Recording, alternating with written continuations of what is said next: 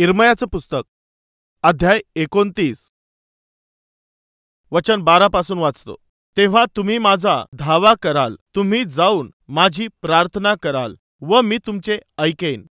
तुम्ही मला शरण याल आणि पूर्ण जीवे भावे माझ्या शोधास लागाल, तेव्हा मी तुम्हास पावेन। तुम्ही जेव्हा प्रार्थना करत असता तेव्हा त्याप्रमाणे होण्याची आशा असेल तर पूर्ण जीवे भावे प्रार्थना करत जा। कशी प्रार्थना करायची?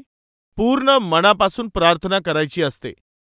तुमच्यापैकी काही लोक बोलतात, ब्रदर प्रार्थना करायला सुरुवात केली ना लगेच झोप येऊ लागते। प्रार्थना कशी करायची असते? मनापासून। कशी करायची? पूर्ण जीवे भावे। पिक्चर पाहत असताना झोप येत नाही, सिरियल पाहत असताना झोप येत नाही, गाणे ऐकत असताना झोप येत नाही, मोबाईलवर बोलत असताना झोप येणार नाही। जरा विचार करून पहा, जर प्रार्थना करायचा असा विचार केल्याबरोबर झोप लागायला सुरुवात होते, लगेच हातपाय सुस्त पडायला लागतात। का बरं पडतात? कारण प्रार्थनेमध्ये कोणता इंटरेस्ट नसतो। लहान मुलांना खेळणं बागडणं आवडतं, गेम म्हटलं तर त्यांना फार आवडतात, त्यात त्यांना फार इंटरेस्ट असतो। अरे ब्रेकफास्ट कर ना, नको, त्यात आवडच नसते। अरे इकडे ये, जेवण कर, नको, मला येतच नाही। अरे संध्याकाळ झाली, घरात ये, नको, खेळतच राहणार। त्यामध्ये त्यांना एवढा इंटरेस्ट का असतो? गेम म्हटल्यावर त्यांना इंटरेस्ट येतो। तुम्हाला जे काही पाहिजे असतं ते मिळवण्यासाठी तुम्ही मेहनत करता, भले कितीही कष्ट करावे लागले तरी देखील। बऱ्याच लोकांसाठी गुडघे टेकण्यासाठी अडचण वाटत असते, प्रार्थना करण्यासाठी कठीण जात असतं, विनवणी करणं त्यांना अवघड वाटत असतं। बायबलमध्ये लिहिलेलं आहे, तुम्ही जर पूर्ण जीवे भावे माझा शोध कराल तर मी तुम्हास पावेल। तुमच्या प्रार्थनेचं उत्तर मिळत नाही यामागचं कारण काय आहे? कारण तुमच्या प्रार्थनेमध्ये तुमचं पूर्ण हृदय जुडलेलं नसतं। जे मागत असता ते पूर्ण मनापासून मागत नाही। एक भाऊ मरण पावला होता, ते घर दुःखामधून चाललेलं होतं, त्या कुटुंबातील त्यांचा भाऊ मेलेला होता। त्यांनी येशूला बातमी पाठवली पण तो आला नाही। तो मरण पावल्यानंतर 4 दिवसांनी येशू ख्रिस्त बेथानीस आला। तेव्हा त्याची बहीण मार्था धावत धावत गेली, येशू, हे प्रभूजी, जर तुम्ही इथे असता तर माझा भाऊ आज मेला नसता, आमचा जो भाऊ आहे तो मरण पावला नसता। येशूने तिला काय म्हटलं? मार्था, तुझा भाऊ मरण पावला आहे परंतु तो पुन्हा उठेल। खूप चांगली गोष्ट तो बोललेला आहे। अध्याय 11 मध्ये पाहूया। येशूने तिला म्हटलं, तुझा भाऊ पुन्हा उठेल, असं तो बोलला। अगं तुझा भाऊ पुन्हा उठणार आहे, परंतु तिला काही आनंद नव्हता। तुझा भाऊ पुन्हा उठेल असं तो म्हटल्यावर ती काय बोलली? तो शेवटल्या म्हणजे पुनरुत्थान दिवशी, द डे ऑफ रिझरेक्शन, तो पुन्हा उठेल हे मला माहीत आहे। पुनरुत्थान काय आहे? माझा भाऊ जिवंत होईल, तो पुन्हा जिवंत होईल। येशूने तिला म्हटले, पुनरुत्थान व जीवन तर मीच आहे। जो माझ्यावर विश्वास ठेवतो तो मेला असला तरी जगेल। हे तू खरे मानतेस काय? असं तो बोलल्यावर तू खरे मानतेस काय, विश्वास ठेवते का असं विचारलं तेव्हा ती बोलली की हो प्रभूजी, जगात येणारा जो देवाचा पुत्र ख्रिस्त तो आपणच आहा असा मी विश्वास धरला आहे। येशूने काय म्हटलं? तुझा भाऊ मरण पावला आहे, तो पुन्हा उठेल असा विश्वास ठेवतेस का असं विचारलं तेव्हा ती बोलली, जगात येणारा देवाचा पुत्र ख्रिस्त तो आपणच आहा हा विश्वास मी ठेवते। येणारा ख्रिस्त काय, तो आलाच आहे। जास्तीचा शहाणपणा, अडचणीमधून चाललेले आहे, दुःखातून चाललेले आहे, त्यांच्या घरामध्ये मरण आलेलं आहे। वाचविणारा, तारण देणारा येशू जेव्हा तिच्या जवळ आला तेव्हा तिला मागायलाही जमलं नाही, त्याच्याकडे प्रार्थना करणं जमलं नाही। ती खूप बोलत राहिली येशूच्या समोर उभे राहून।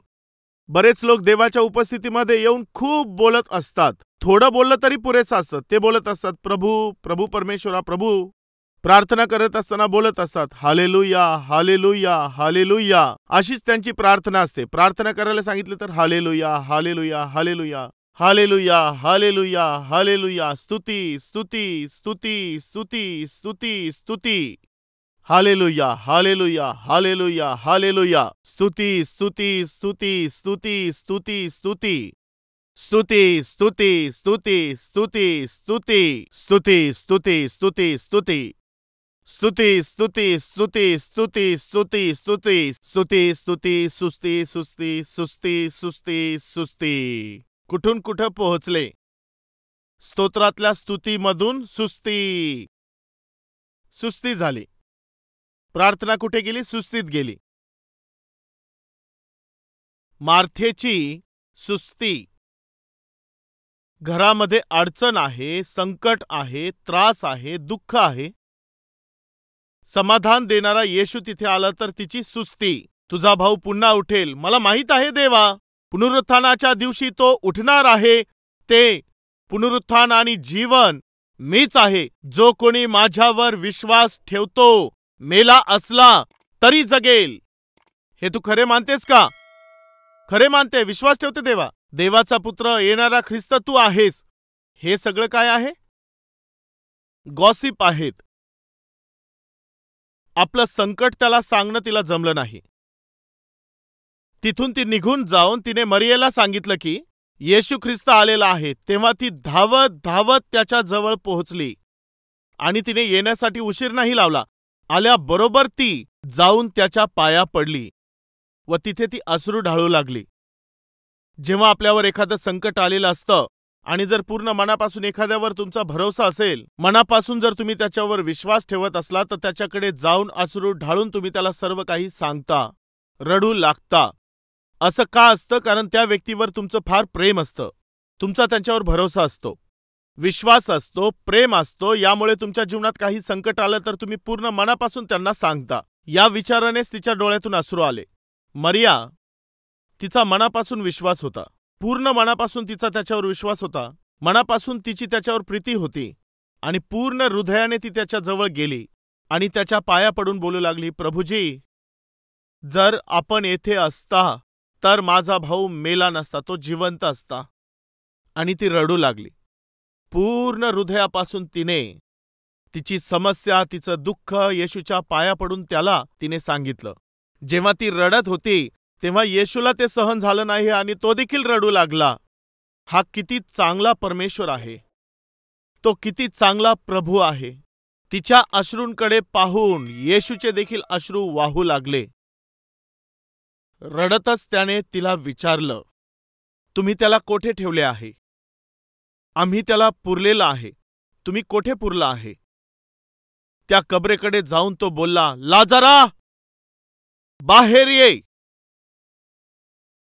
जो मरण पावलेला होता, जो कुजत चालला होता, जो बांधलेला होता, तो लाजार झटकन उठून बाहेर आला.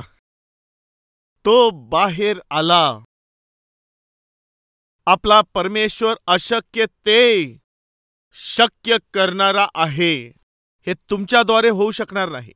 हे सर्वांसाठीच होत नाही, तर कोणासाठी? पूर्ण हृदयापासून त्याच्यावर प्रेम करणाऱ्या लोकांसाठी. जेव्हा मार्था त्याच्याशी बोलली त्यावेळेला उत्तर मिळालं नाही, परंतु मरियेने अश्रू ढाळून ती येशू बरोबर बोलत होती. तेव्हा ते अद्भुत कार्य तिने तिच्या डोळ्यांनी पाहिलं. पूर्ण हृदयापासून तिने त्याच्याकडे प्रार्थना केली. केवळ जास्त बोलत जाऊ नका, वरवरून प्रार्थना करत जाऊ नका, वरपांगी प्रार्थना करू नका. पूर्ण हृदयापासून प्रार्थना करत जा. जर प्रार्थना केली तर परमेश्वराच्या हृदयाला कळवळा येईल अशी प्रार्थना करा. 5वी गोष्ट, चूक करणं हे मनुष्याकडून सहज होतं. मी असेल किंवा तुम्ही असाल, आपण सर्व असू शकतं की काही वेळांमध्ये आपण कधी कधी जाणून बुजून चुका करतो. चूक घडल्यानंतर देवाच्या समोर येऊन आय एम सॉरी बोलताना आय एम सॉरी अशा प्रकारचा देखावा करू नका. फार इंग्लिश शब्द झाडत बसू नका. बायबल सांगतं की जेव्हा आपल्याकडून चूक होते तेव्हा काय केलं पाहिजे. चला, योनाचं पुस्तक अध्याय 3 मध्ये वचन 8 मध्ये बायबल काय सांगतं? आणि मनुष्याने देवाचा धावा करावा आणि प्रत्येकाने आपल्या कुमार्गापासून मागे फिरावे. खरा धावा करा, खरा पश्चाताप करा. हे काय आहे? पूर्ण हृदयापासून पश्चाताप करणं खरोखर काय असतं? पूर्ण हृदयापासून क्षमा मागण्याचा अर्थ काय असतो? पूर्ण हृदयापासून प्रेम करणं, पूर्ण हृदयापासून प्रार्थना करणं, पूर्ण हृदयापासून विश्वास ठेवणं, भरोसा ठेवून पूर्ण हृदयापासून प्रार्थना करणं आणि पूर्ण हृदयापासून पश्चाताप करणं हे ते आहे. कित्येक वेळा आपण चुका करत असतो, भयंकर प्रकारच्या कधी चुका करतो, चुकीचे कृत्य करतो आणि मग देवाकडे येतो आणि बोलू लागतो, देवा मला क्षमा कर. पूर्ण हृदयापासून क्षमा मागणे म्हणजे काय? चला आपण ते पाहूया.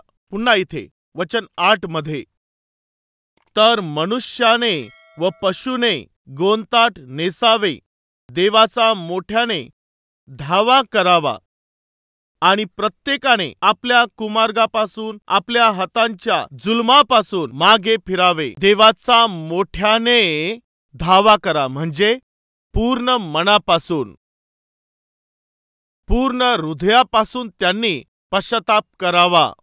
पूर्ण मनापासून पश्चाताप करणं हे काय आहे? बायबल सांगतं की आत्तापर्यंत आपण जे चुकीचे कामं, वाईट कृत्य करत आलेलो आहोत ते काय करायचे? सोडून द्यायचे आहेत.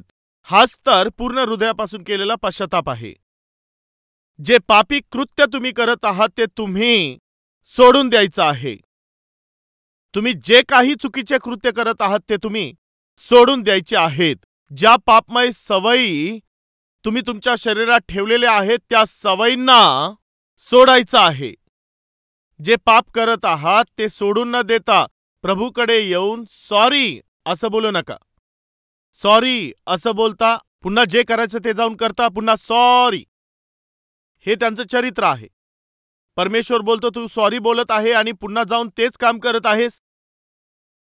तीच चूक करतोस आणि पुन्हा माझ्याकडे येऊन पुन्हा सॉरी बोलतोस. हे सर्व तुम्ही का करत असता माहितीये? तुम्हाला त्याची सवय झालेली आहे, यामुळे करता. पश्चाताप करा.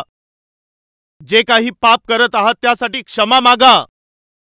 जे काही पाप तुम्ही करत आहात त्यासाठी प्रभूच्या जवळ येऊन क्षमा प्राप्त करून घ्या. दुसरे लोक त्याविषयी बोलत होते. विधर्मी लोकांना हे समजत होतं की क्षमा मागणं म्हणजे काय असतं.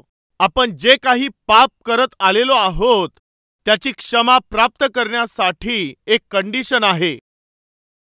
तुम्ही निरंतर जे काही पाप करत आलेले आहात ते कंटिन्यू करत राहून दुःखामध्ये, अडचणीमध्ये, त्रासात देवाकडे याल व बोलाल, देवा मला क्षमा कर, मला या सर्व त्रासांपासून तू बाहेर काढ. आणि जशीच प्रार्थना संपते ते पाप करण्याचा विचार करू लागतात. हेच ना? मला या अडचणीमधून, संकटातून तू बाहेर काढ. आणि जसंच बाहेर पडतो तेच पापी कृत्य करायला लागतो. हो ना? आपल्यातील अनेक लोकांना अशीच समस्या असते. प्रार्थना करत असतात परंतु लगेच ते पापी कृत्य करतात. काय याला पश्चाताप म्हणत असतात का? बायबल आपल्याला सांगतं की आपण जे पाप आणि वाईट कृत्य करत आलेलो आहोत त्यासाठी पूर्ण हृदयापासून देवाकडे विनंती करा. चला आपण ते पाहूया. वचन 10, देवाने त्यांचे वर्तन पाहिले की निनवेचे लोक त्यांच्या कुमार्गापासून वळाले आहेत.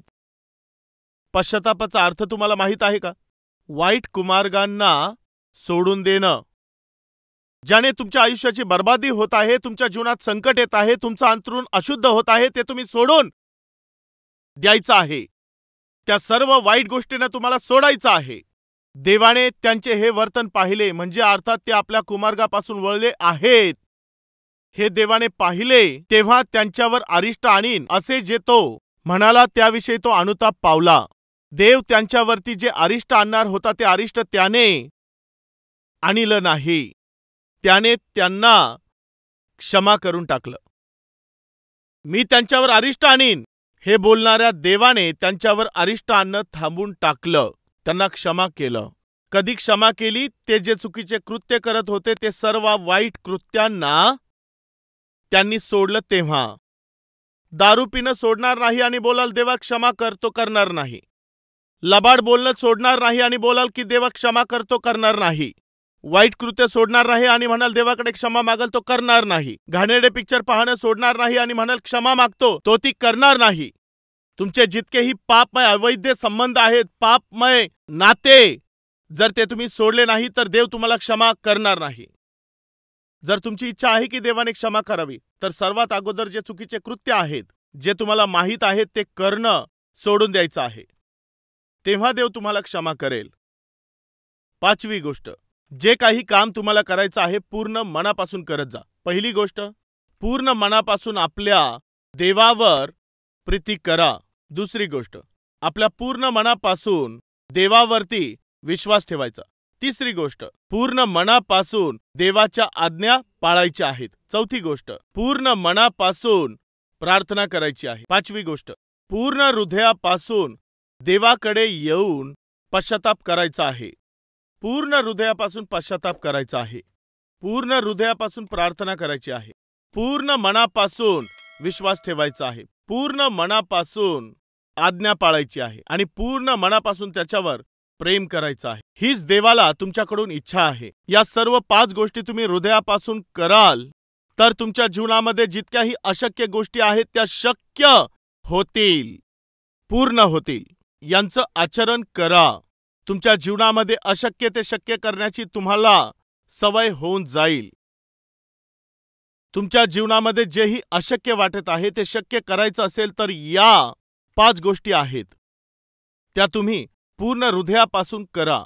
आजच्या या दिवशी मी या सर्व 5ही गोष्टी पूर्ण हृदयापासून करू इच्छितो. यासाठी काय तुम्ही त्याच्याकडे प्रार्थना कराल तर माझा परमेश्वर तुमच्या जीवनातील सर्व अशक्य गोष्टींना शक्य करेल.